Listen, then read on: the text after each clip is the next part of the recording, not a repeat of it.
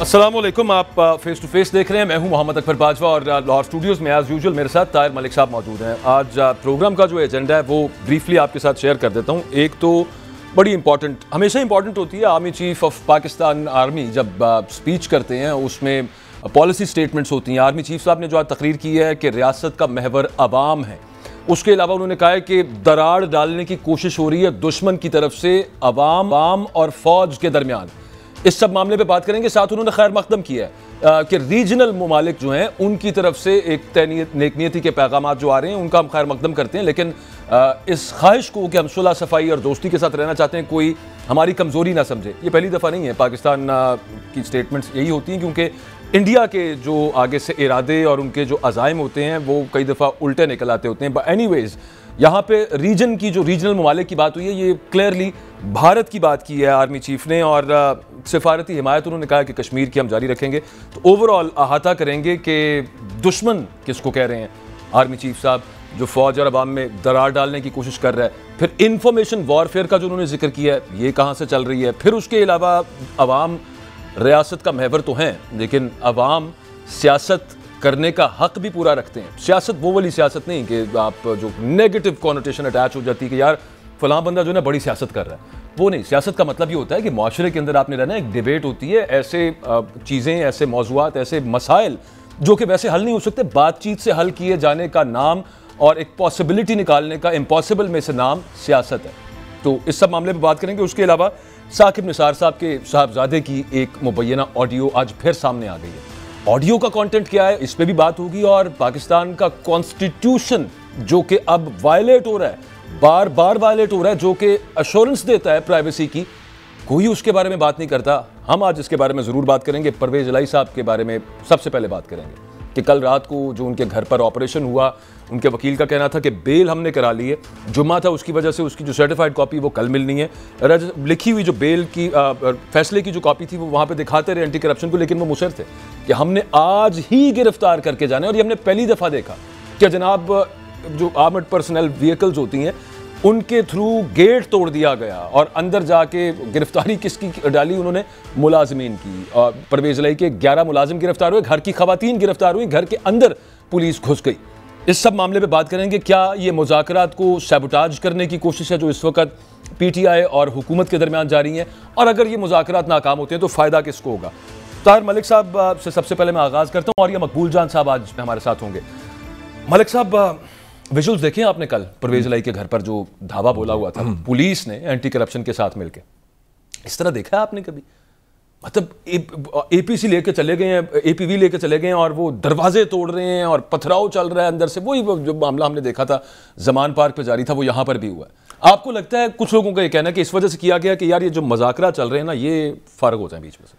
देखिए बाजवा, हर चीज़ की टाइमिंग देखने वाली होती है। ये कल रात का वाक़या, ये तकरीबन 10 से लेकर सुबह 6 तक चल गया। मतलब 8-9 घंटे आपके जो सरकारी इदारे हैं, रियासी इदारे हैं, एक जो साबिक़ CM 2 दफ़ा रहा उसके घर 8-9 घंटे का हमला हुआ। सवाल ये है कि एक उसी दिन आपका एक कल्चर बना हुआ है लड़ाई का, महाजराई का, और पाकिस्तान के लोगों ने सांस लिया, सुख का सांस लिया कि हुकूमत और अपोजिशन सामने आमने बैठे हैं। उसी रात को ऑपरेशन करना है। सीधी बात है, सारी बात है टाइमिंग की। अगर आपने उसी रात सारा पाकिस्तान का लॉ, उसी रात पाकिस्तान की एजेंसी, उसी रात एंटी करप्शन, उसी रात पुलिस, उसी रात सारा कुछ करना है, सीधी बात है। मैं आपको कॉन्फिडेंस से ये बात कह सकता हूँ, ये खबर नहीं दे रहा, ये कॉमन सेंस की बात है।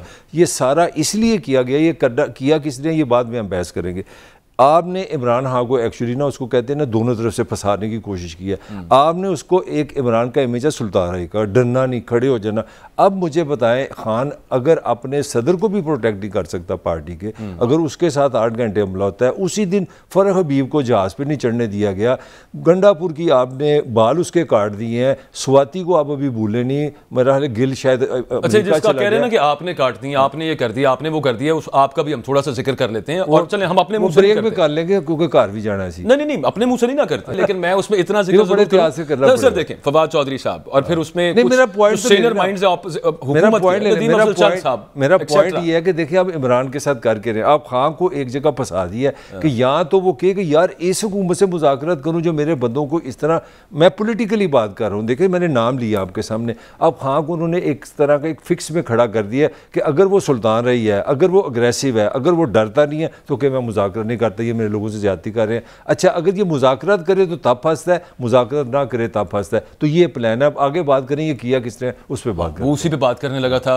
नदीम अफजल चंद साहब कहते हैं कि जब सियासतदान आपस में मिलकर बैठते हैं, कोई बात करने की तरफ जाते हैं तो इस तरह की कार्रवाइयां शुरू हो जाती हैं, हम इसकी मजम्मत करते हैं। फवाद चौधरी कहते हैं कि मेरे साथ बैठे हुए विफाकी वज़रा ने, क्योंकि कल मुज़ाकरात चल रहे थे, उन्होंने बैठ के कहा कि यार एक दफा मुज़ाकरात कर रहे हैं, दूसरी तरफ बाहर आप लोगों को, हमारे लोगों को गिरफ्तार कर रहे हैं, साथ ही साथ आप घरों पे छापे मारे। वो एक और भी PMLQ के कल मोने सलाई के पर्सनल सेक्रेटरी को पकड़ लिया है जमानत के बावजूद अदालत के बाहर से। फिर उसके अलावा एक उन्हीं के टिकट होल्डर को, उनको भी घर जाके छापे मारने शुरू कर दिए। उन्होंने कहा यार ये क्या चल रहा है। उन्होंने आगे से वजीर दाखिला को फोन किया, वजीर कानून ने, जो अंदर बैठे हुए थे, और उसने कहा जी रोक देते हैं, उसके बावजूद कुछ नहीं रुका। नहीं अकबर, और वो कहते हैं कौन कर रहा है सारा कुछ, रोक कौन रहा है सब कुछ। उनका इशारा कहीं और है कि वो नहीं, उनका इशारा है कि the powers that be they don't want कि किसी तरह से सियासी मुखालिफिन जो इतनी शदीद लड़ाई में वो एक पेज पे आ जाए। नहीं ये मुनाफकत है ना, अगर आप पाकिस्तान को इतना डर के चला रहे हैं तो छोड़ दो फिर हुकूमत। मुझे ये देखे, अब हमारे यहाँ सियासतदान ने हमेशा सच बोला अपोजिशन में, जब ये हुकूमत में होते हैं ये बताते नहीं। अगर हुकूमत अपना मीटिंग में दौरान मुज़ाकरात में कह रही है फवाद को कि जनाब हम नहीं करते, फिर बताएं कौन है, फिर रिज़ाइन कर दे। भाई आप, अगर आप में इतना तप्पड़ नहीं है, आप में इतनी जान नहीं है कि मैंने आपको वोट दिया है, ये पाकिस्तान का, मैं आपको, इमरान खान ने उसी वक्त कल रात को की है ना ट्वीट, खान साहब ने पाकिस्तान का सारा क्राइसिस मैं बताऊं, खुल के बताता हूं, मैं बताता हूं, पाकिस्तान का सबसे बड़ा क्राइसिस है कि यहाँ पे पार्लियामेंट नाम की चीज़ कोई नहीं, ना वो सुप्रीम है ना कोई डायरेक्शन है। पाकिस्तान एक ऐसा जिस्म है जिसका दिमाग ही कोई नहीं है, जिसकी पार्लियामेंट ही कोई नहीं, जिसके फैसले कोई नहीं हो रहे, लिहाजा हो क्या रहा है समझ नहीं आ रही। पाकिस्तान की ताकत हाथ के हाथ में है, पाँव में है, पेट में, उनसे कौन चला रहा है पाकिस्तान, क्या हो क्या रहा, चला तो जो रहा है वो सबको पता है कौन चला रहा है। बहुत शुक्रिया, thank you very much Chaudhary साहब, आपने वक्त दिया है। कल रात को चौधरी परवेज इलाही साहब के घर पर हुआ है, आपके ख्याल में ये एक कोशिश है मुज़ाकरात को सैबोटाज करने की, और अगर मुज़ाकरात फेल हो जाते हैं तो उसका फायदा किसको होगा, नुकसान किसको होगा? देखें, इससे पहले एक अहम तरीन मुज़ाकरात हुए थे, वो हुए थे जुलाई के शुरू के हिस्से में और जून के आखिरी हिस्से में 1977 में, और उस मुज़ाकरात के अंदर पाकिस्तान पीपल्स पार्टी की तरफ से भुट्टो और कौसर नियाजी और एक हफीज पीरजादा साहब जैसे शामिल थे, और इसके PNA की तरफ से मौलाना मुफ्ती महमूद और प्रोफेसर गफूर और एक और साहब शामिल थे, उसके अंदर मुनाज़ा नसरुल्लाह शामिल थे। इसको सैबोटाज एक आदमी ने किया था और वो उसका नाम था असगर खान। उसने लेटर लिख दिया था फौज को कि भुट्टो जो है उसमें मुझे इतबार नहीं, आप आके टेक ओवर कर ले। और उसके बाद हुआ ये था कि इनको जब अंदाजा हुआ कि डिले खराब कर रहा है, तो 5 जुलाई को प्रोफेसर गफूर भी लिखते हैं और कौसर नियाजी भी लिखते हैं कि हम एक एग्रीमेंट हो गया था, सुबह हमने अनाउंस करना था और रात को दयालत से आके 5-6 जुलाई की शाम को मार्शल लगा दिया था, और फिर पूरे मुल्क में 11 साल तक वो हुकूमत करता रहा था। मामला असल में ये है कि इस वक्त पॉलिटिकल पार्टीज को अंदाजा हो चुका है कि हमारे साथ बनने क्या जा रही है इस सारी सूरत हाल के अंदर, और अगर उन्होंने मुज़ाकरात डिले किया, आपको अंदाजा नहीं कि बकायदा नून लीग के लोग जो हैं PTI को, बल्कि इमरान खान की क़यादत को भी कहते हैं कि ये जो कुछ हो रहा है हमारे ऊपर इसका कोई दोष न देना, हम नहीं करवा रहे, ये कुछ और ताकतें हैं, जो पहले भी होता था अब भी होता है, वो करवा रही हैं।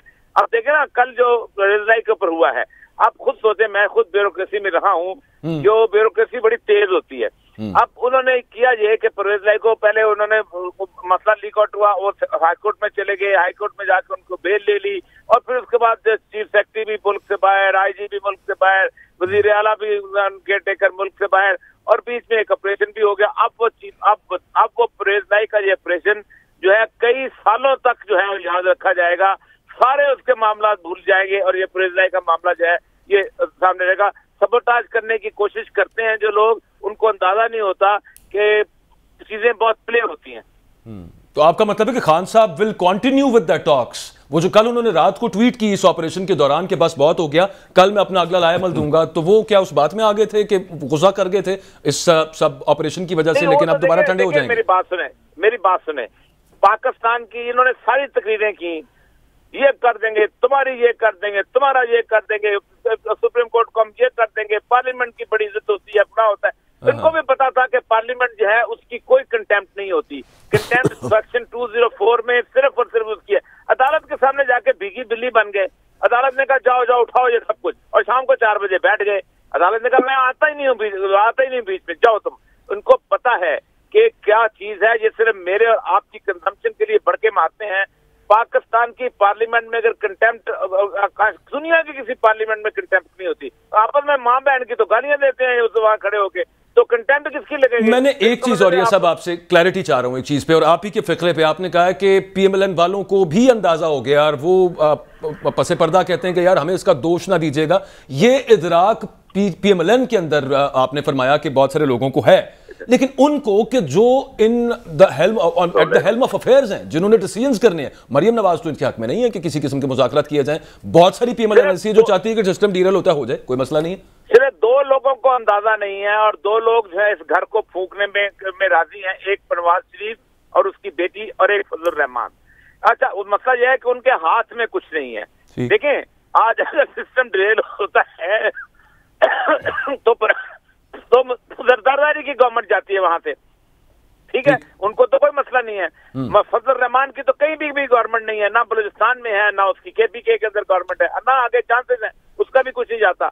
लेकिन मसला सारा यह है कि पीपल्स पार्टी जो कि अभी तक इंतखाबी निशान तक ले चुकी हुई है अब इसी इलेक्शन के प्रोसेस के अंदर, वो मारा जाता है। और दूसरी बात यह है कि नून लीग भी अपनी जो बहुत इज्जत बचाना चाहती थी वो नहीं बचा सकती। वो सिस्टम आपने 3 बंदों का जिनका नाम लिया है, उनका जाएगा तो कुछ नहीं, और वो लेकिन डिसीजन उन्होंने करने हैं ना। एक पीडीएम का सरबरा, दूसरा ताहयात कायद पीएमएलएन के, जिनके वजीर आजम है, वजीर आजम उनसे पूछ के चलते हैं। बल्कि वजीर आजम की तो मरियम नवाज साहबा के सामने भी उतनी नहीं चलती, तो फिर फायदा तो कोई ना हुआ कि अगर बाकी पीएमएलएन को पता है, लेकिन अगर जिन्होंने डिसीजन लेना मामला बात किसी कंट्रोल में नहीं रहा करते। इस वक्त हुआ यह है कि जो आर्मी चीफ का चाइना का विजिट हुआ है, उसके बाद उनकी स्टेटमेंट देख लें। अमेरिका को अपनी रियलाइजेशन हो गई 10 अप्रैल के बाद कि एक गलती हो गई है, अवाम के खिलाफ हम नहीं आ सकते। आज भी उन्होंने कहा है कि अवाम हमारे सबसे अहम तरीन चीज है। इसका मतलब है कि अवाम का तो इलेक्शन होता है, ठीक, तो ये, और मुझे भी इतना है कि बाकायदा वो चाइनीज अखबार भी यही कह रहे हैं कि पीपल्स मैंडेट के खिलाफ जो है किसी तौर पर भी आगे नहीं बढ़ेंगे, क्योंकि वो स्टेबल नहीं हो सकते। हमारी सेफ्टी की भी जिम्मेदारी नहीं हो सकती, और सेफ्टी की जिम्मेदारी फौज नहीं दी करती, अवाम दिया करते हैं। अगर अवाम में आपकी जड़ें नहीं है तो आप सेफ्टी नहीं दे सकते। तो असल मसला ये हो गया हुआ है कि कोई और रास्ता नहीं रह गया। कोई इनको इजाजत नहीं देगा, कोई मुल्क इजाजत नहीं देगा, और स्वार्थो टाइप की गवर्नमेंट आ जाए और 10 लाख लोगों को कत्ल कर दें, या पिनोशे टाइप की गवर्नमेंट आ जाए चिली में और आप 2-2.5 लाख बंदों को मिसिंग पर्सन बना दें। अब वो जमाना ना है, ये सोच उनको भी सोचा, वो भी आना नहीं चाहते। सिर्फ मसला जरा यह है कि कंफ्यूजन क्रिएट हो रही थी, और एक खास तौर पे नवाज शरीफ की जाती अना की सूरत हाल थी, जिसमें इस लेवल पे आ गए। आप देखें कि ये जो 2-3 दिन दिए गए, वक्फा क्यों दिया गया है? ये चाइनीज विजिट का इंतजार था कि वहां से क्या आता है, और वहां की खबरें जो है सबको पहुंच चुकी हैं कि वहां से क्या मिला है। अब ये मामला है, अब तो पॉलिटिकल पार्टीज जो है उनको बैठना ही पड़ेगा, हाँ चूं करें या चां।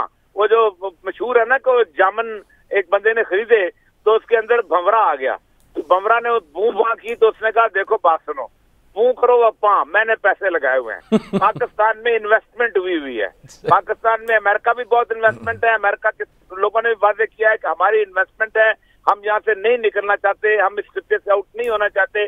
चाइना कहता है मेरी भी इन्वेस्टमेंट है, और उस इन्वेस्टमेंट की सूरत ये है कि पीपल के साथ ये नहीं हो सकता कि आप पंजाब में, सिंध में, बलूचिस्तान में, केपीके में स्ट्रीट के ऊपर फाइट कर रहे हो, और आपको जो है दुनिया जो है वो समझे कि यहाँ इन्वेस्टमेंट आनी चाहिए। आपका मतलब है कि तौन औकरन करना पड़ेगा, चाहते हैं या नहीं चाहते, ये होगा, तो करना पड़ेगा। चीन आपने कहा है सर जी कि मलिक साहब आपका इसमें कमेंट मैं चाहूंगा आप भी दें कि मतलब आप अग्री कर रहे हैं जो औरिया साहब बात कर रहे हैं, और दूसरा एक और साथ, क्योंकि आप इस पर बड़ी सेरा सिल कल ऑफ कैमरा डिस्कशन करते रहे हम लोग बैठ के, कि औरिया साहब चीन से आपने कहा क्या मिला ये सबको पता चल गया, यार देखिए, ये जज्बाती है ना हमारे मीडिया की, मैं भी उसी का हिस्सा हूँ। असल बात समझने की है, पाकिस्तान फाइनेंशियली डिपेंडेंट रियासत है, ये अंदर से चल ही नहीं सकती। ये मैं बहस करने को तैयार ही नहीं, ना मैं ये समझता हूँ ये आइन उनसे चलनी है।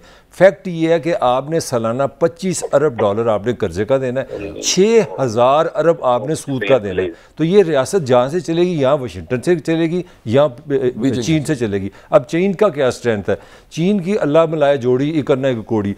चाइना में फ्री प्रेस का कोई तसव्वुर नहीं, जो हमारे साथ डंडा सोटा चलता है। हम ऑलरेडी आधा चाइना बन गए हुए हैं। आगे चलते हैं, वहाँ पे वन पार्टी होती है, यहाँ पे भी एक ही पार्टी है जिसकी हुकूमत है। आपको उसका नाम पता है? मुझे भूल गया। सबसे बड़ी पार्टी यहाँ पे कोई वो जो साइकोलॉजिकली जो चाइनीज़ पॉलिटिकल सिस्टम है ना, और याद रखें जो दुनिया का अमीर आदमी होता है उसका कोई खलाक नहीं होता, उसको अपने पैसे अजीज़ होते हैं, मुफाद अजीज़ होते हैं। मुझे लग रहा है कि पाकिस्तान जो सऊदी अरब भी अपना नवाज गया, वो इसीलिए गया कि सऊदी अरब भी चाइना की तरफ चला गया, ईरान भी चाइना की तरफ चला गया और पाकिस्तान भी चाइना की तरफ आज होकर खड़ा कि भाई 60-70 बिलियन लगाओ हमारे पे, हमारे साथ दो, हम आपके सिस्टम के करीब पहले ही पहुंच चुके हैं। जमहूरियत है यहाँ पे, आइन है। मुझे बता दें, आज आपको मैं खबर देने लगूँ, आज जो नवाज शरीफ की पार्टी की हुई है ना सारी मीटिंग, सब ने कहा है कि जनाब जब तक IMF के पैसे नहीं आएंगे हम इलेक्शन नहीं कराएंगे, हमारे पास इलेक्शन के पैसे नहीं हैं, पार्टी ख़त्म होगी। सुप्रीम कोर्ट आपकी कह चुकी है कि 14 मई को इलेक्शन कराएं।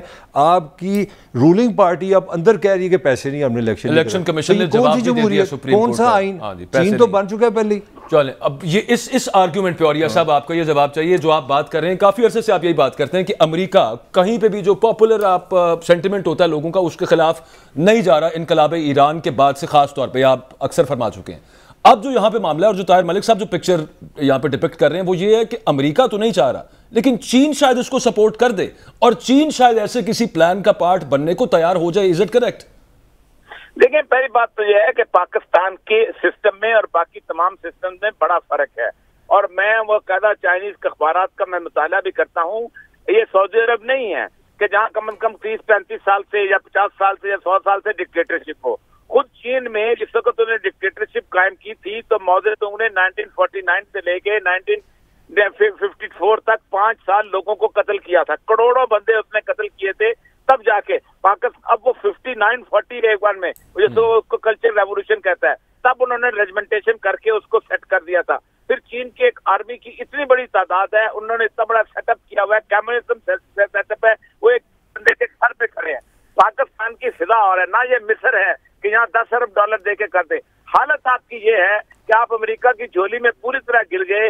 1 साल 4 महीने के बाद भी IMF ने टका नहीं दिया आपको। IMF कभी आपको यूं घुमाता है, कभी आपको यूं घुमाता है, कभी कहता है पेट्रोल बढ़ा दो, कभी कहता है ये बढ़ा दो। इसका मतलब यह है कि वो तमाशा देख रहे हैं और वो समझते हैं कि जब तक एक पॉपुलर गवर्नमेंट नहीं आएगी। उसने पता क्या कहा था? उसने कहा हम उस वक्त देंगे जब तुम तहरीके इंसाफ के लोगों को भी साथ शामिल करो, क्योंकि हम ये सॉवरेन गारंटी पे दे रहे हैं। कल को अगर उसकी गवर्नमेंट आ जाती है और आप कर्ज अदा नहीं करते तो IMF की इज्जत खत्म हो जाती है बैंकों को सामने। हर बंदे को इज्जत है, ये नहीं है।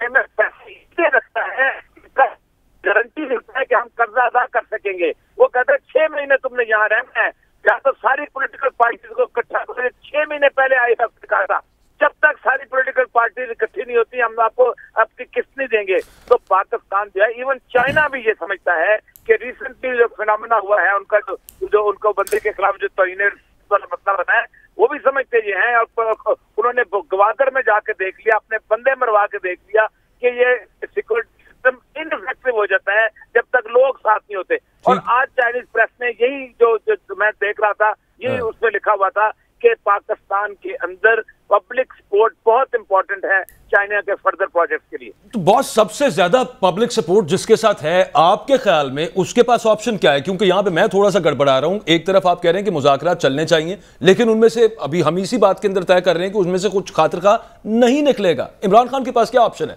क्या आपके ख्याल में, अगर आप मशवरा दें, अगर मिसाल के तौर पर क्या मशवरा देंगे, क्या करें खान साहब? देखिए, जो सुप्रीम कोर्ट की तलवार जो है ना, वो तो लटक रही है। ये आप मत भूले कि सुप्रीम कोर्ट की तलवार नहीं लटक रही।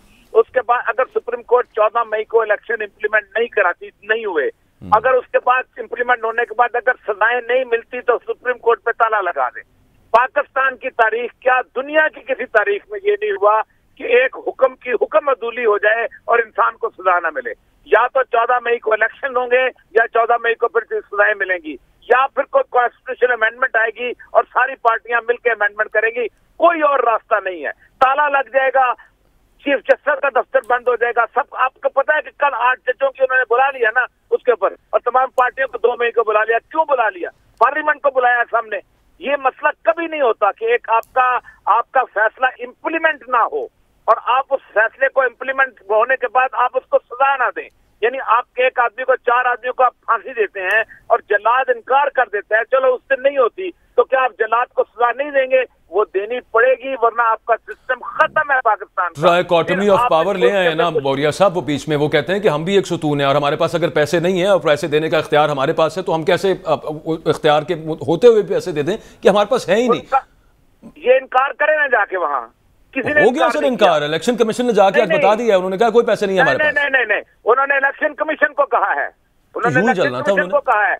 अच्छा सुने, उन्होंने चक्कर चलाया, उन्होंने पहले कैबिनेट ने अप्रूव किया कि पैसे दे दो, ठीक, उसके बाद पार्लियामेंट से कहा, फिर बाद में वोट ऑफ कॉन्फिडेंस लेना पड़ा, क्योंकि अगर आपका फाइनेंशियल बिल रिजेक्ट हो जाए तो आपकी गवर्नमेंट खत्म हो जाती है।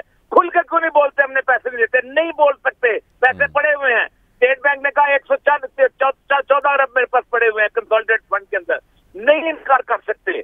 ये पाकिस्तान, ये बढ़के मेरे और आपके लिए, मीडिया के लिए लगाते हैं। अदालत में जाके कहें हम पैसे नहीं देते, नहीं देते, वहां हमने कहा हम अभी लेके आते हैं। जाहिर सी बात है। और ये साहब उन्होंने वहां पे टेक्निकल चलना है, अपने आप को भी बचा के चलना है। ये सबको नजर आ रहा है इस वक्त जो तमाशा पार्लियामेंट के अंदर लगा हुआ है। टेक्निकल नहीं चल सकते वहाँ, टेक्निकल भी नहीं चल रहे ना यार, मुझे बताओ। टेक्निकल चल रहे हैं वहां पर। अगर टेक्निकल चले हैं तो आपको पता है कि दोबारा शहबाज को क्यों वोट ऑफ कॉन्फ्रेंस लेना पड़ा है? जी बिल्कुल, इसी वजह से तो मनी बिल रिजेक्ट हो गया था उनका। बिल्कुल ठीक है, लेकिन मैं यहाँ पे मलिक साहब मुझे एक बात बताएं, हम कल भी यहाँ पे बड़ी सेरा से हमने गुफ्तगू की थी, आप जुबैरी साहब के साथ भी वही मामला डिस्कस हो रहा था जो अभी औरिया साहब के साथ हो रहा है।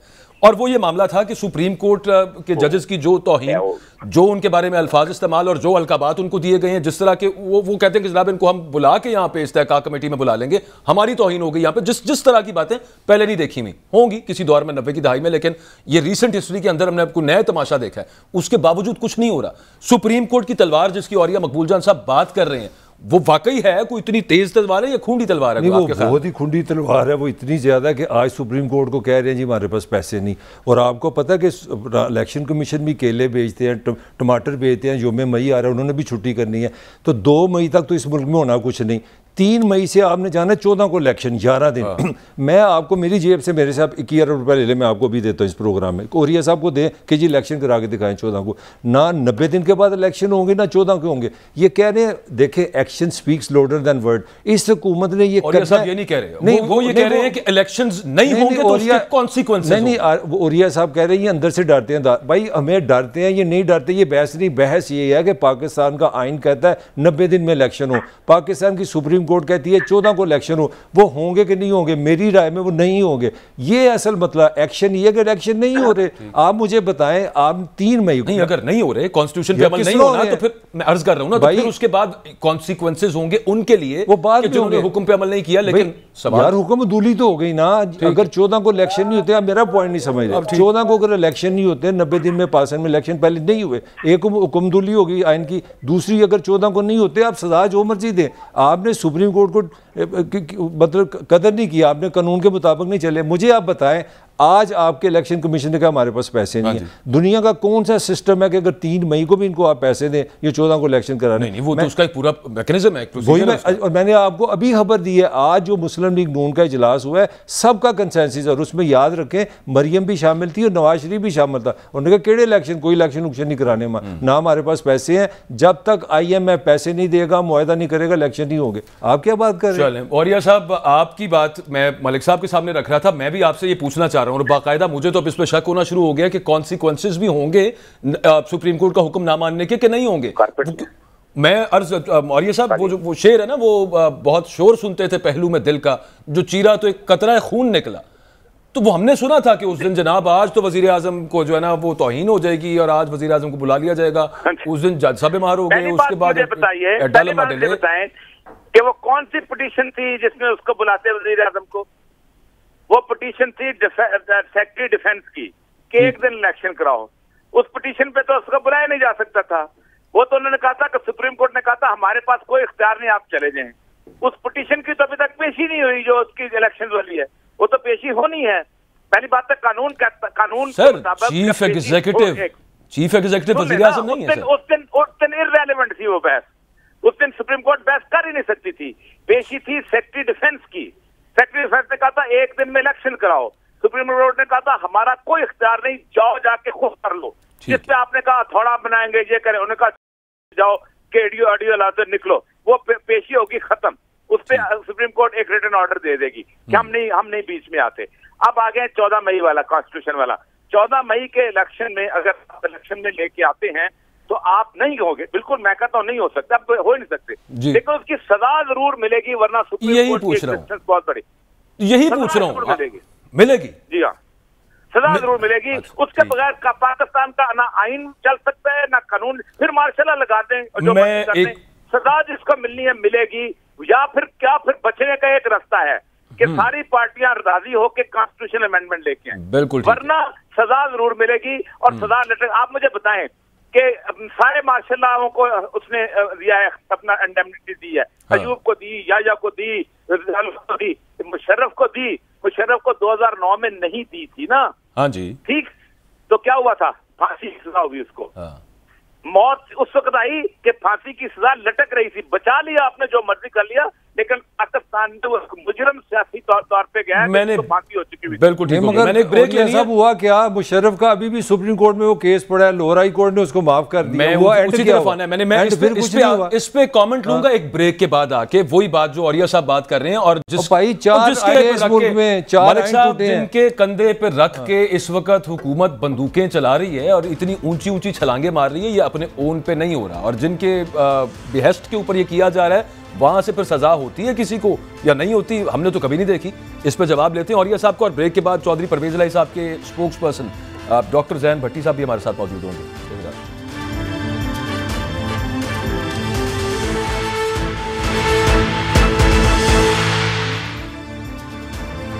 Welcome back. चौधरी परवेज इलाही साहब के स्पोक्स पर्सन है डॉक्टर जैन भट्टी हमारे साथ मौजूद है। बहुत शुक्रिया सर, आपने वक्त दिया है। सबसे पहले ये फरमाइएगा, कल रात को चौधरी साहब के लॉयर्स का जो हमने मौक़िफ़ देखा, उन्होंने कहा कि ज़मानत हमारे पास हमने करवा ली कोर्ट से, ऑर्डर उसकी सर्टिफाइड कॉपी अभी हमारे पास नहीं है, लेकिन हमने दिखा दिया ऑर्डर लिखा हुआ। उसके बावजूद बज़िद थी एंटी करप्शन और पुलिस कि हमने आज गिरफ्तार करना ही करना है। फिर बाद में ये कहा गया कि नहीं, वो कोई और केस हो गया कि जिसमें गिरफ्तारी करने वो यहाँ पे आ गए थे। एक सिर्फ ये क्लैरिटी यहाँ पे दे दे कि ज़मानत थी चौधरी परवेज इलाही साहब के पास। जी बिल्कुल, ऑनरेबल कोर्ट ने जो है वो इस मुकदमा number 6/23 anti corruption establishment Gujranwala division में जो मुकदमा दायर हुआ है, इसकी जो है वो हिफाजती जमानत जो है वो ऑनरेबल हाई कोर्ट ने जो है वो 6 मई तक जो है वो चौधरी परवेज इलाही साहब की मंजूर कर ली थी। और जब एंटी करप्शन की टीम आई है, चौधरी परवेज इलाही साहब की जो लीगल टीम है, उन्होंने उनको ब्रीफ किया है कि जो है वो हाई कोर्ट ने जमानत दे दी है। और प्रोसिक्यूशन डिपार्टमेंट में, क्योंकि जो हाई कोर्ट के ऑर्डर्स हैं वो प्रोसिक्यूशन डिपार्टमेंट में भी जाते हैं, और प्रोसिक्यूटर जनरल ने जो है उनसे भी जब टेलीफोन पे बात करवाई तो उन्होंने कहा जी बिल्कुल जो है वो, चूंकि ऑनरेबल कोर्ट की वर्डिंग्स है तो ये उनका ऑर्डर है। ये कौन होते हैं उसको डिनाई करने में? बिल्कुल ठीक है। अब मुझे ये बताइएगा कि चौधरी परवेज इलाही साहब तो अल्टीमेटली घर से नहीं मिले, वो पता नहीं कहीं और होंगे, वो जहां पे भी हैं, आप उनके स्पोक्स पर्सन हैं, आपकी अगर उनसे वो जो डीजी साहब है ना सोहेल जफर चड्ढा साहब, वो वैसे बज़िद थे एंड तक कि लोकेशन घर की आ रही है, यहीं पे है कहीं पे, यहाँ पे ये क्या हो गया, ये हमारे साथ ताबुन नहीं कर रहे। खैर एनीवेज, मुझे ये बताइएगा कि चौधरी साहब का मौक़िफ़ इस बारे क्या है, ये किसने करवाया ऑपरेशन उनके खिलाफ? देखें जी, ये जो जुल्म बर्बरियत और फिस्तायत की मिसाल है, ये तो जब से ये निगरान हुकूमत पंजाब में आई है, वो अपने आकाओं को खुश करने के लिए जो है वो मरकज़ में जो है वो इस तरह के काम जो है वो सर अंजाम दे रहे हैं। और ये जो PDM हुक्मरानी है, टोला ये हुक्मरान तबका और उनके जो है वो सबऑर्डिनेट जो है वो पंजाब के अंदर निगरान वज़ीर आला जो मेरा ख्याल है कि इस टाइम जो है वो मुल्क में भी नहीं है, वो उनको खुश करने के लिए और अपने जो है वो सियासी आकाओं के, जो कि परवेज इलाही साहब के दूर के रिश्तेदार भी लगते हैं एक हवाले से, वो भी इस सब मामले के अंदर आप कह रहे हैं कि परवेज इलाही साहब कह रहे हैं कि वो भी इसके अंदर मुलव्वस है? जी बिल्कुल जो है वो मुलव्वस है। और आपको पता है कि चौधरी परवेज इलाही साहब जो है वो जितने मुदब्बिर सियासतदान है, मैं समझता हूँ तमाम सियासी जमातों के लिए और तमाम तबकात के लिए जो है वो काबिल एहतराम है। और इस तरह के घरेलू बापर्दा खवातीन के साथ जो नारवा सलूक है वो नाकाबिले बर्दाश्त है। और जिस तरह मुलाजमीन को उठाया गया, खवातीन मुलाजमीन को उठाया गया, 9 के करीब जो है वो मुलाजमीन को भी जो है वो जेर हिरासत किया गया, उनको जो है वो जदोकोब किया गया, मारपीट की गई है, शीशे तोड़े गए हैं, उसके बाद दरवाजे तोड़े गए। ये क्या मैसेज था कि इस तरह जो है वो हुकूमतें जो है वो पाकिस्तानी आम शहरी जो है वो बिल्कुल उनके साथ जो है वो इस तरह का सलूक, और जिस तरह बख्तरबंद गाड़ी ने जो आके जो है वो मेन गेट को जो वो तोड़ा है। तमाम मीडिया की जो डीएसएनजी थी उन्होंने सारा लाइव कवर किया ये मंदिर, और बिल्कुल बिल्कुल हमने देखा कि आगे जिस तरीके से जो है सर्च वारंट का भी उन्होंने कहा, एंटी करप्शन वालों ने जी हमें सर्च वारंट की जरूरत ही नहीं। बिल्कुल ठीक, हमने देखा। अच्छा, अब ये बताएं कि चौधरी साहब इन पब्लिक अब कब आ रहे हैं? चौधरी साहब की आपने बताया कि जमानत उनकी कंफर्म्ड है, या अगर कोई और केस भी हो गया था तो उसमें भी अब उन्होंने सिक्योर कर ली होगी बेल, तो वो कब एक पब्लिक अपीयरेंस दे रहे हैं? इंशाल्लाह जी अनकरीब जो है वो तमाम हकायक जो है वो चौधरी परवेज इलाही साहब जो है वो मंजर आम के ऊपर लेकर आएंगे कि ये किसने की है, और जो निगरान हुकूमत है ये इंतकामी कार्रवाइयाँ जो पिछले 3 माह से जो है वो बिल्कुल कर रही हैं। और इसमें जो है आप देखिए दिन रात डेली टू डेली जो डे टू डे बिजनेस को डील करने वाली जो है वो केयर टेकर गवर्नमेंट है, वो उसका सारा जो फोकस या एम्फेसिस है डॉक्टर साहब, अगर इंतकामी कार्रवाइयों पर डॉक्टर साहब एक दूसरा सिनेरियो, अगर परवेज इलाही साहब गिरफ्तारी दे देते और सुबह जाके वो आप उनको जमानत के जो हाई कोर्ट के वो दिखा देते ऑर्डर, तो ज़्यादा ये हुकूमत या ये जो लोग आए थे गिरफ्तार करने वाले, वो ज़्यादा उनकी बेइज्जती नहीं होनी थी? वो ज़्यादा ग्रेसफुल नहीं था कि वो कहते जी मुझे गिरफ्तार कर लें, आप गैर कानूनी तौर पर मुझे गिरफ्तार कर रहे हैं, मैं अमन के लिए जा रहा हूँ? क्या ये बेहतर तरीका नहीं था? चौधरी परवेज इलाही साहब गिरफ्तारी क्यों देते, जब गिरफ्तारी का भी आयन और कानून में एक तरीकाकार मौजूद है, और जिस तरह चौधरी परवेज इलाही साहब ने अपनी जमानत प्रोटेक्टिव बेल करवाई है वो भी आपके सामने है। तो जब कोर्ट का ऑर्डर है, हमने तो जो आइन कहता है, जो आला अदलिया का हुक्म है, हमने तो उसको ओबे करना है, रादर उनका कहना है ना कि हमारे पास जमानत थी, मर्जी से करें, जो क्यों गिरफ्तार वो कहते हैं एक दिन बाद। आखिरी सवाल मैंने पूछना है भट्टी साहब से, और भट्टी साहब वो ये है कि एक रिश्तेदार की तो हमने बात कर ली जो कि निगरान वज़ीर आला पंजाब है मोहसिन नकवी साहब, और चौधरी परवेज इलाही साहब का ये कहना है, आपके तवस्सुत से हमें पता चल रहा है कि वो समझते हैं कि वो भी सब इस मामले के अंदर शामिल हैं। अब बाकी जो इस वक्त वफाकी हुकूमत के अंदर परवेज इलाही साहब के भांजे हैं, भतीजे हैं, जो भी हैं, चौधरी सालिक साहब, चौधरी शाफे वगैरह, चौधरी शुजात हुसैन, उनके बारे में क्या कहना है चौधरी साहब का? देखें जी, उनसे जब से सियासी रास्ते जो हैं वो जुदा हुए हैं, तब से जो है वो हर एक का अपना अपना जो है वो सियासी रास्ता है। तो चौधरी परवेज इलाही साहब जो है वो बिल्कुल, और चौधरी मोहसिन इलाही साहब ने जिस तरह from the day 1 Imran Khan साहब का साथ देने का फैसला किया, उसके बाद जितनी हार्डशिप्स आई हैं और जितनी सौबतें और तकलीफ जो है वो बर्दाश्त कर रहे हैं, लेकिन जो स्टैंड है वो भी जो है वो फर्म है, और बिल्कुल जो है एक वाज़ेह है कि जी हम इमरान खान साहब के साथ खड़े थे, उनके साथ खड़े हैं, और इंशाल्लाह आइंदा भी उनके साथ खड़े। बिल्कुल ठीक है, और ये अब रिश्तेदारी नहीं रही। Thank you very much. हमारे साथ मौजूद थे डॉक्टर जैन भट्टी साहब, spokesperson to Chaudhry Parvez Elahi साहब। मैंने आर्मी चीफ साहब के जो आज बयानात थे उन पर बात करनी बड़ा जरूरी है, और ये साहब आप साथ ही हैं ना हमारे? जी जी सर, एक सुनिएगा, अब 2-3 हैं जो आज इंपॉर्टेंट चीज़ें थी, ज़रा प्रोड्यूसर साहब प्ले कीजिएगा। आर्मी चीफ साहब ने जो आज एक बड़ा इंपॉर्टेंट उन्होंने बयान जो दिया, और ये साहब information warfare unleashed from with in, जो अंदर से खोला गया है, ये बाहर से नहीं कुछ हुआ, ये अंदर से साजिश की गई है, और इंफॉर्मेशन वॉरफेयर कह रहे हैं उसको आर्मी चीफ साहब। How do you see it sir? देखिए, पहली बात तो यह है कि पाकिस्तान की अफवाज को, एस्टेब्लिशमेंट को इस वक्त इमेज का बहुत बड़ा मसला है, और इमेज के वो बात समझते हैं कि प्रोपेगेंडा भी है और रियलिटी भी होती है। विदाउट रियलिटी प्रोपेगेंडा नहीं हो सकता, विदाउट प्रोपेगेंडा रियलिटी नहीं बिल्ट हो सकती। ये दोनों तरफ की चीजें हैं, तो इनको दोनों तरफ से साथ लेके चलना पड़ेगा। एक तो ये है कि उन लोगों का कला कमा करना पड़ेगा जो उनके खिलाफ करते हैं, और दूसरा ये है कि ऐसे इक़दामात लेने पड़ेंगे पाकिस्तान के अंदर जिससे पता चले कि फौज किसी के साथ नहीं है, ये ये बिल्कुल न्यूट्रल है, ये दोनों साथ साथ चलेंगे। अपने आप को मुकम्मल तौर पर अवाम का खैरखा बना के नजर आना चाहिए, और उन लोगों का भी कला कमा करना चाहिए जो फौज के खिलाफ प्रोपेगेंडा करते हैं और किसी दूसरी की हुकूमत के शहर पे करते हैं।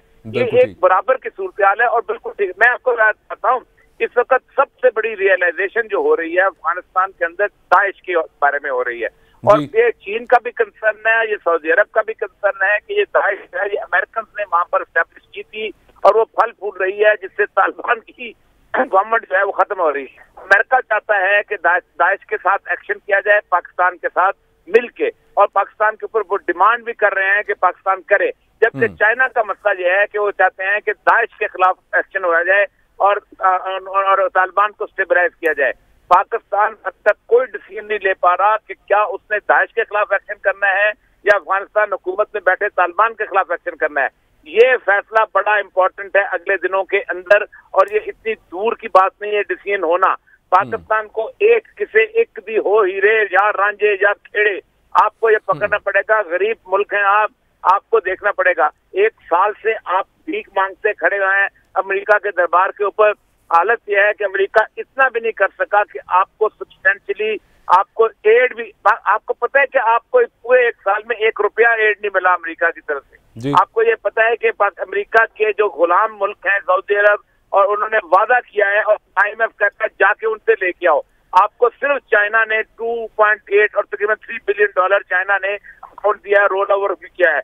इसलिए अब इस वक्त डिसीजन करना पड़ेगा, बहुत इंपॉर्टेंट, एस्टेब्लिशमेंट को भी और पॉलिटिकल लीडरशिप को भी, कि हमने करना क्या है। ये इतना इंपॉर्टेंट डिसीजन है और इस इंपॉर्टेंट डिसीजन के लिए आपको पब्लिक सपोर्ट की बहुत जरूरत पड़ेगी। बिल्कुल,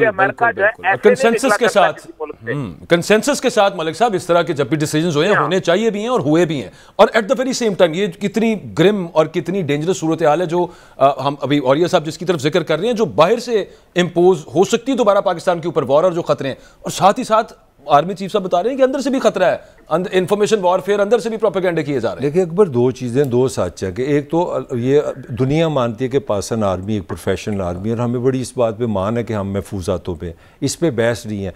मगर एक चीज़ जो हमें समझनी चाहिए कि किसी मुल्क की जो स्ट्रेंथ है वो खाली आर्मी या एटम बम या असला नहीं होता, उसकी इंटरनल स्ट्रेंथ होती है। अब मैं आपको छोटी सी एक इन्फॉर्मेशन देने लगा। पंजाब में आज की इन्फॉर्मेशन है 19 साल से लेके 29 साल के 3 करोड़ बच्चे बेरोज़गार हैं। 3 करोड़, और ये पॉपुलेशन ऑस्ट्रेलिया और कनाडा से ज़्यादा है। और इन्होंने फेसबुक पे की करना है, मेरे मुंह से लफ्ज़ निकलने लगा था, ये कहाँ अपना गुस्सा लेके जाएंगे, ये कहाँ अपना डिप्रेशन लेके जाएंगे। और मेरे प्यारे आर्मी चीफ ने इतनी प्यारी बात की है कि इस रियासत का जो महवर है वो अवाम है। वो किस तरह ये महवर है जिसकी 40% औरतें खून की कमी का शिकार हों, जिसका 40% बच्चा जो है वो ग़िज़ाइयत का शिकार हो, और जिसका 3 करोड़ पंजाबी बच्चा, जो मैं पूरे पाकिस्तान का मेरे पास डाटा नहीं, मैं पंजाबी नहीं खेल रहा। मेरा सवाल ये है कि पाकिस्तान को अगर आपने नेशनल सिक्योरिटी की बात करते हैं तो वीक पाकिस्तानी इंटरनल भी उतना ही डेंजरस है जितनी सरहद है। अल्लाह का शुक्र है कि हमने बाहर से अपने को महफूज बनाया। हमारे पास दुनिया की बड़ी प्रोफेशनल 5वीं बड़ी फौज है, हम बड़े महफूज हाथों में हैं। मेरी इनसे गुजारिश ये कि अंदर भी स्ट्रेंथ का सोचें ना, ये गुर्बत खत्म करें, ये बेरोजगारी खत्म करें।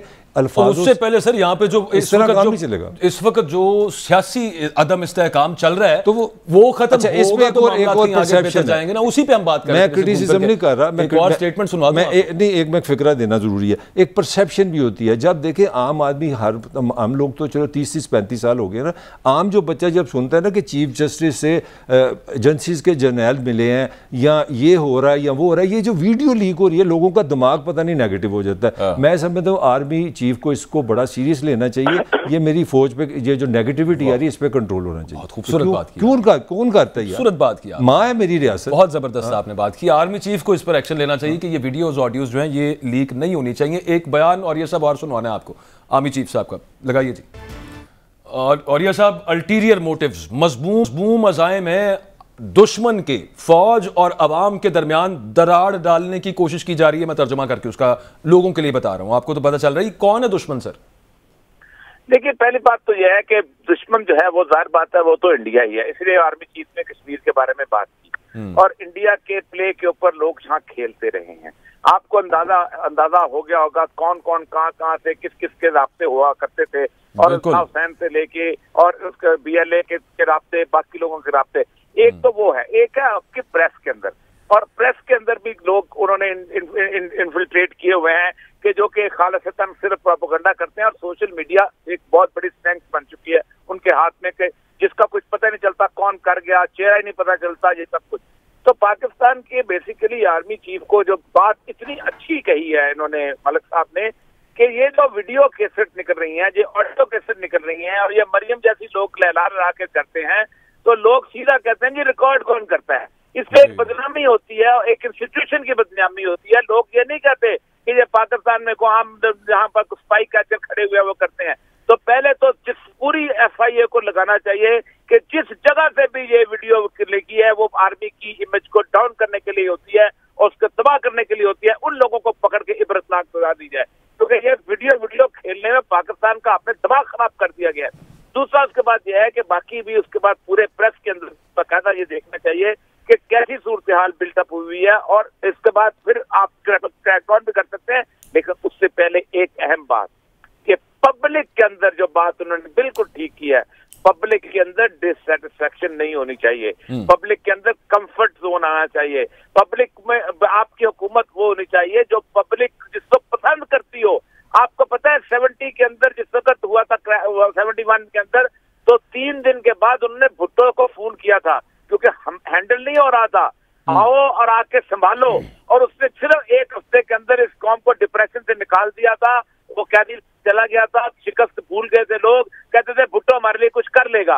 एक ही रास्ता है कि कोई ऐसा इलेक्शन कराओ, भले नवाज शरीफ जीत के आए, भले बिलावल जीत के आए, इंडिपेंडेंट साफ इलेक्शन करवाओ जो नजर आए।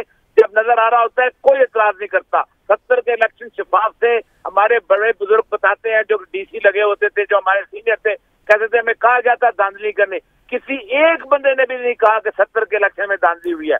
आज भी वैसा हो सकता है, आप लोगों को इंस्ट्रक्शन ना दें कि तुमने ये करना है, आप पीछे हट जाएं, पाकिस्तान की एस्टेब्लिशमेंट पीछे हट जाए, कहा फ्री एंड फेयर इलेक्शन कराओ, वरना हम DC को उल्टा लटका देंगे। उसने ऐसा किया। मैं आपको बताता हूँ उस इलेक्शन के नतीजे में जो गवर्नमेंट आएगी वो गवर्नमेंट पाकिस्तान को मुस्तकम करेगी। उसके लिए लोग भूख भी काटेंगे, उसके लिए लोग परेशान भी होंगे, कहेंगे इसको कुछ करने दो और इस मुल्क को आगे ले जाए। आप बिल्कुल दुरुस्त कह रहे हैं, होना यूं ही चाहिए। लेकिन मैं बड़ी माजरत के साथ जिन इलेक्शंस का आप जिक्र कर रहे हैं उनके नतीजे में तो मुल्क टूट गया सर, जिसको हुकूमत मिलनी चाहिए थी उसको देने से इनकार कर दिया। गलत बात नहीं, वो इसलिए टूटा था कि मैं ये नहीं कह रहा कि दोबारा टूट जाएगा, खुदा न खास्ता। मैं वही तो अर्ज कर रहा हूं, मैंडेट को नहीं माना था। Exactly that is what Rahman को वजीर आज़म बना देते जी, यही तो मैं कह रहा हूं। और ये सब मैं भी यही एग्जैक्टली यही अर्ज कर रहा हूं। मैं ये नहीं कह रहा कि इलेक्शंस की वजह से टूटा, मैं ये कह रहा हूं कि फ्री एंड फेयर इलेक्शंस हो गए थे, जिसका हक बन रहा था उसको नहीं दिया गया। अभी भी तो इसीलिए इलेक्शन नहीं करवाए जा रहे कि नजर आ रहा है कि किसी का हक बन जाएगा। बाजवा यहाँ पे देखें फेयर, एक मिनट, ये फेयर फ्री इलेक्शन की जो दुकान हमने डाली है ये बड़ी छोटी सी दुकान है। This is the whole culture. आपने फेयर फ्री इलेक्शन की बात की, आपने 151 शायद उसके वोट थे, MNA थे 160 में से, आपने उसको हुकूमत ही नहीं दी। 161। मेरा पॉइंट है कि आपको अंदर से पाकिस्तान की रियासत को ये मानना पड़ेगा ताकत का सरचश्मा अवाम है, पार्लियामान सुपीरियर है और ये गलत फैसले करेगी, ये सीखेगी। ये जो सबसे बड़ा पाकिस्तान का मसला है ना, हमारे यहाँ एक कल्चर बन गया है कि पॉलिटिशियन वीक है, ये गलत फैसले करता है, इसको एक बड़े भाई की ज़रूरत है। बड़े भाई को अब ये चाहिए कि उसे मोहब्बत रखे मगर उसको गलतियाँ करने दे। पाकिस्तान की पार्लियामान को 1 दफ़ा 2 दफ़ा 3 दफ़ा गिरने दे, चौथी दफ़ा हम संभल जाएंगे। आपका सबसे बड़ा जो गुनाह है इस माशरे में, हमने 75 साल में एक सियासी जमात नहीं बनने दी। भुट्टो की जमात बनी, जो उसके साथ काल कोठरी में किया आपको पता है। अब एक दफ़ा नवाज शरीफ की पार्टी बनी, वो भी ख़त्म। अब इमरान के पीछे हम पड़े हुए हैं। There is no political party in Pakistan. आपको इस ये भी मसला आता है ना मलिक साहब, वो जो छोटे भाई हैं ना आपस में वो भी लड़ते रहते हैं, कभी एक उनके यार आप पार्लियामान को सुप्रीम करें, ये इसमें कोई बहस नहीं। पाकिस्तान का ब्रेन पाकिस्तान की पार्लियामान होगी, जब तक वहां बहसें नहीं होंगी, वहां फैसले नहीं होंगे, इस तरह ही रहेगा। ठीक है, मैं क्योंकि एंड की तरफ जा रहे हैं और ये साहब ये सारी बातों के तनाजुर में जो देखने वाले हैं उनको पता है कि ये बात अब दोबारा, क्योंकि मैंने बिल्कुल प्रोग्राम के शुरू के अंदर एतजाज एहसन साहब की आज की एक स्टेटमेंट चलाई है और वो ये थी, एतजाज साहब ने कहा कि माहौल ऐसा ही रहेगा जब तक ये जुल्म जबर और जदोकोब करने वाली जो मशीनरी है ना, अवाम इसका इख्तियार अपने हाथ में नहीं ले लेते। ये मामला यूं ही चलेंगे। ये सोचना कि अल्लाह बेहतर कर दे, दुआएं करते रहे, करना अल्लाह ताला नहीं बेहतर है, लेकिन दुआ करने से खाली काम नहीं चलेगा, एक्शन करने से काम चलेगा। एतजाज साहब ये कह रहे हैं। ये बिल्कुल ठीक कह रहे हैं। देखिए मेरी बात सुने, मैंने 32 साल नौकरी में गुजारा है। एक आज भी मैं कभी बात करता हूँ IG से, इन लोगों से, तो वो कहते हैं कि अगर पाकिस्तान के अंदर लाहौर शहर में 5000 बंदा कन्विक्शन वाला बाहर निकला है तो पुलिस उसको कंट्रोल नहीं कर सकती। ये उनकी हैसियत और औकात है। हमें पता है कि कमिटमेंट वाला बंदा बड़ी चीज होता है। अवाम के इससे पहले कि अवाम निकल आए, और आपको एक बात बताऊं, अवाम किसी नारे पे नहीं निकलती होती, एक फ्लो चलता होता है। हर बंदा अपना दुख दे के निकलता है। कोई किसी के बेटे ने खुदकुशी की होती है, किसी के बाप को उन्होंने थप्पड़ मारे होते हैं, किसी की जमीन की जायदाद कब्जा किया होती है, किसी को जनाब नौकरी नहीं मिली होती, तो वो लोग अपना दुख होता है। लेकिन पत्थर किसको पड़ते हैं? गवर्नमेंट को। पत्थर किसको पड़ता है? पुलिस को। सबका दुख साझा हो जाया करता है, ये बड़ा एकदम हुआ करता है, हमने एकदम होते देखा है। उससे पहले ही इनको पार्टियों को चाहिए सोच के नाखुन लें और कोई कंसेंसस निकाल लें। 2 महीने बाद भी इलेक्शन हो सकते हैं और 2 महीने पहले भी इलेक्शन हो सकते हैं। अगर नहीं किया, आज हारने वाले कल जीत भी सकते हैं। ये हौसला जब तक पैदा नहीं होता, पाकिस्तान ठीक नहीं हो सकता। अब लास्ट क्लोजिंग, मलिक साहब, जो आर्या साहब बात कर रहे थे कि कन्विक्शन वाले लोग और समझ रखने वाले, अच्छा वो जो आता है ना वो गद्दार डिक्लेयर हो जाता है, उस पे पर्चे सबके ऊपर गद्दारी के हुए, मैं अपनी तरफ से नहीं कह रहा, सबके ऊपर सेडिशन के पर्चे हुए हैं, सबके ऊपर गद्दारी के हुए हैं, चाहे वो बोल रहे हो चाहे वो रोड के ऊपर खुद आ गए हो। यार यहाँ पे तो जो कन्विक्शन वाला आता है उन्हें आके करना की है, उन्हें फाड़ के तुम जेल में पा देते हो कि जनाब ये तो यहाँ पे गद्दार आ गए, वो दुश्मन डिक्लेयर हो जाता है। फला आपका पॉलिटिकल लीडरशिप में आप नर्च ही नहीं किया, 75 साल में आपने लीडर नर्च ही नहीं किया। मुजीब बोला वो गद्दार बन गया, भुट्टो बोला वो गद्दार बन गया, बेनजीर बोली गद्दार, ये जो अभी हो रहे हैं ये पॉलिटिकल लीडरशिप, ये भी गद्दार बनने वाले। आजकल इमरान खान का तगमा बन गया, उसको परसों चोट लग जाएगा, वो भी गद्दार होगा। मेरा सिंपल होने वाला है, कह दिया वो भाई। अब देखें ना आपकी नीयत क्या है। मैं आपको एक छोटी सी खबर दूं, अब मुज़ाकरात में सारी हुकूमत की लड़ाई है कि इलेक्शन किसी सूरत 18 सितंबर से पहले नहीं होने चाहिए, क्योंकि बंदाल साहब ने रिटायर होना। जब आप इस नीयत के साथ मुज़ाकरात करेंगे, इस तरह मैं नेगेटिव बात नहीं कर रहा, एक मेलाफाइड आपकी इंटेंशन नजर आती है कि यार ये चीफ इसके बड़ा इंपॉर्टेंट पॉइंट है। और ये साहब का इस पर ले लूं कमेंट, ले वो कह रहे हो नहीं, ये जो उम्मीदें लगाई हुई हैं जस्टिस काजी फायज ईसा साहब से, मोहतरम होने वाले चीफ जस्टिस साहब से, ये दुरुस्त लगा रखी है नून लीग ने? ब्रीफली फिर प्रोग्राम खत्म करना सर। देखिए, मैं काजी फायज ईसा के पूरे खानदान को जानता हूँ, बड़े अच्छे तलखार 30-40 साल के हैं। इनको काजी फायज ईसा का पता नहीं है। ये जब वो चीफ जस्टिस बन गए इनके खिलाफ भी हाँ तो और क्या यदि गल कर रहे हो सर, टर्म पे उसने अपने टर्म पे चीफ जस्टिस बनना है, अपने मेरिट पे बनना है, इन लोगों ने बनाना है उसको। नहीं, वो एक होता है ना कि वो एक तासुर वो ये दे रहे हैं कि देंगे ना, इमरान खान के खाते में क्या निकाला उन्होंने? 3 केस निकाले, तीनों जाली। तोशाखाना केस जाली केस, टेरियान केस जाली केस, आखिर में इद्दत का केस। और यार खुदा का खौफ करो, अगर तुमने इतनी मेहनत से यही 3 केस निकाल लेते, लानत है तुमको तो यार। और वो तो खैर जो उससे पहले जितने बड़े बड़े करप्शन के होते थे, चीनी चोर, आटा चोर, एल चोर और पता नहीं क्या क्या, वो एक नहीं आज तक केस हमारे सामने आया नहीं। प्रोग्राम का वक्त खत्म हो गया, अपना फीडबैक दीजिएगा, कल मुलाकात होती है।